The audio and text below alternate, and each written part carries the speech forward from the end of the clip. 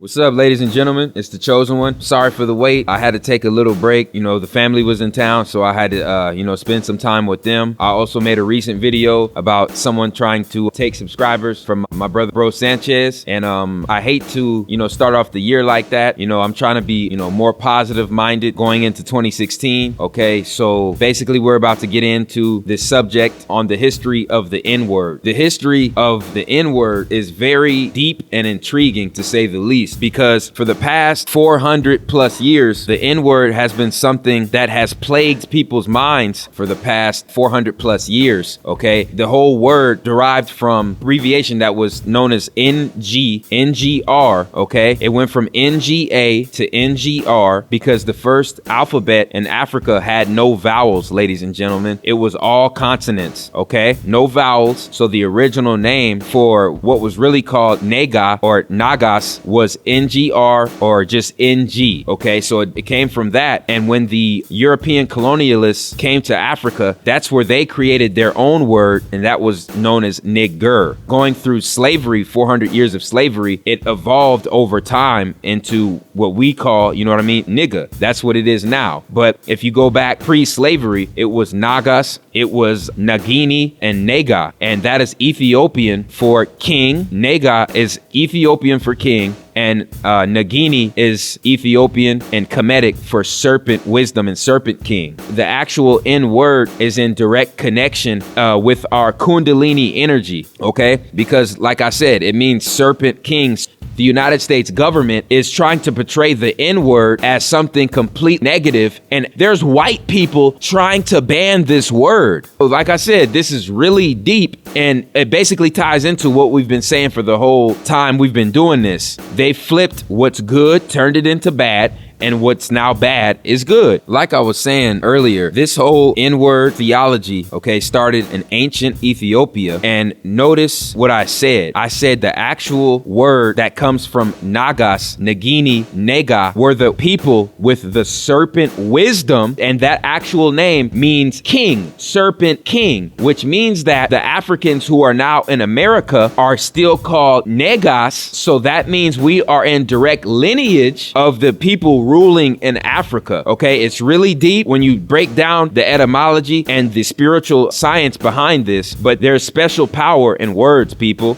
This word was meant to have positive energy surrounding it, and the Caucasians in power, the 2% in power, their plan was to flip it around into something we fear, into something we hate to hear, and into something that nobody, wants in their vocabulary. And this is all a scheme and a tactic to block us from tapping into our Kundalini energy. It is very deep. Even the NFL, even the National Football League banned the N-word, people. You can look into this. It's really deep, and it's crazy because when you look at the NFL is 80% black, 80% African people. With what you speaking on, my brother, about the NFL, it brings me to a question for you. With 80% of the players being black and they banning the N-word, my question to you, my brother, is we know that 80% of those black players agree with the ban and probably had their part in helping bring the ban forth, because you got to understand that a lot of our people don't like the word as well. So I want you to touch on that. How do we go from bringing it to a negative light into a positive light, and what's the importance of us doing that? Because a lot of our people just say the easiest thing to do would be to just leave the word alone. And we do know that a lot of words and a lot of symbols and everything else that was good is now being used in a bad light, as you said. But I just wanted you to touch on that for 1 minute. Yeah, that's a perfectly fine question. Basically, one thing a lot of people have to understand is if you don't have a full knowledge of self and a knowledge of your history, your future is going to look very, very bleak, okay? Pertaining to that word and them not wanting people of African descent to use it is the same reason that you don't see African history in American history books that predate slavery. It's the same tactic, okay? It's the same technique of mind control cultural manipulation. So I'm gonna ask you a few questions on that because I see what you hitting on and I agree with you. Question number one is, why should we use it? Why do you feel we should still use the N-word? The N-word in its European usage has no power. When I talk about that, I'm talking about what the European slave owners, how they referred to the word and the energy they had behind it. One thing we have to understand is an African brain that has European wiring per se, or that's been completely, brainwashed through the American education system. We need to understand that speaking their language is subconsciously telling us that the European way of life is right and just, okay? The metaphysics behind this and the science is really deep, and they've done studies. People that speak African languages by birth naturally are inclined to trust and to interact and to do business with other African people 85 to 90% more. And to expound a little bit on what my brother's saying, with certain languages come certain energies and frequencies. For example, when you deal with the English language, there's a lot of loopholes. We talking about a new language. We talking about a language that come from a very evil culture. Some people refer to as the fire language. So what we talking about is when we say that the language is cursed, it's the fact that with the English language, the problem we face is a language that have the most synonyms than any other language. So if I say trust to my girlfriend, it means different as a financial person would say a trust. Or if I bond with my child, that's a different kind of bond that we see in finances. So with this English language, we see that because of it being the type language it is, it needs stuff like contracts. Exactly. And with those contracts, because there's so many loopholes in the language, you actually have to hire people to interpret the contract. And I mean, we all speak the same language. Why does these words mean different in this context, in a contract? So that's a little bit of what we're talking about the English language and how it is a curse. This might blow you guys away. The English language was actually created by our ancestors, the Moors, to keep their creation, which was the first form of Caucasoid people on the planet. It was to keep them at a stagnant state with the English language and with religion, okay? Because like somebody else put it, okay, in a different way, the Caucasoid was originally made to be the complete opposite or shadow of the original African man, okay? This has been scientifically, genetically proven by scholars with PhDs, by scientists. The African person's melanin has something known as selenium in the middle of the melanin molecule, okay? Selenium is a superconductor of electricity. Caucasians on average have sulfur in the middle of their melanin, two different chemical compounds, which means that the first Europeans cannot naturally come from African people. I mean, it's really deep when you go into the science. Now that brings a lot of questions that I'm going to ask you as well. So the first one would be, where did the first Europeans come from? The first Caucasian person actually came to this earth through a form of grafting. I believe they call it grafting, genetic altering, genetic manipulation. Okay. Like I said in the very first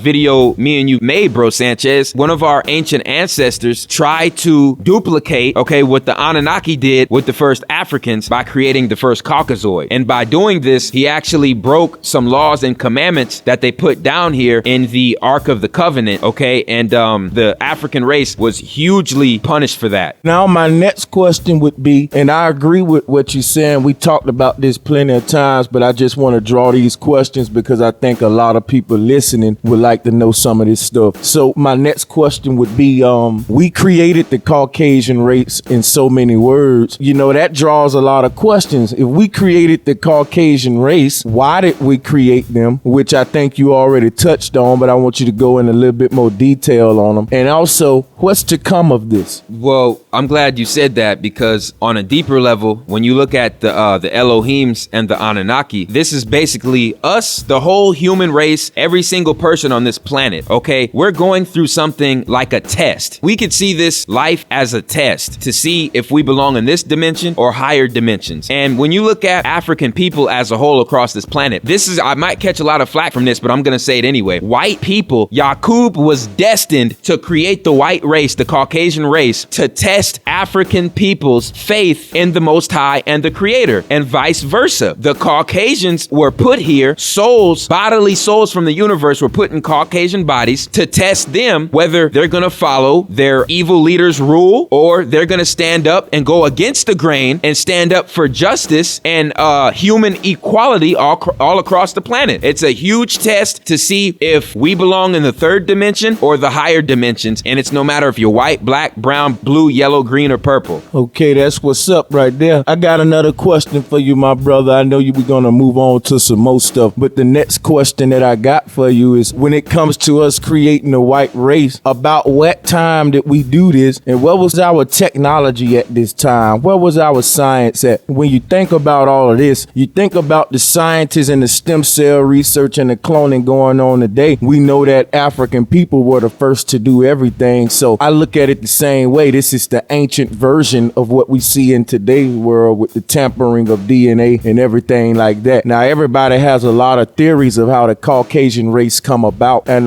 we're not preaching any racism here. We're just trying to get to some facts. Now, there's a lot of theories. I want you to expound on a few of them and go more into detail on this, because this can go a lot of ways, you know. Going back to the English language, okay, like I said, our ancestors, the Moors, actually created that language as a cursed language, okay, to draw up the total opposite of energy that will come from the higher dimensions. Let me cut into that, because we all gonna get some knowledge out of this and some understanding. So at the time of our ancestors doing this, our Moorish ancestors doing this, what type of moral condition were we in at this time? Where was our spirituality? Were we good people or were we evil people doing these practices? That's the perfect question. And at this time, the Moors were in a state of grief, and they had a whole bunch of vengeance, and their heart was full of nothing but vengefulness, okay? And this is really gonna blow you guys away. Not only did the Moors create the English cursed language to keep the Caucasoids down, but the Moors, this is gonna blow a lot of people away, the Moors created AIDS and created the Black Plague to wipe the white race out. And it happened during the Dark Ages in Europe, when over 13 million Caucasoids were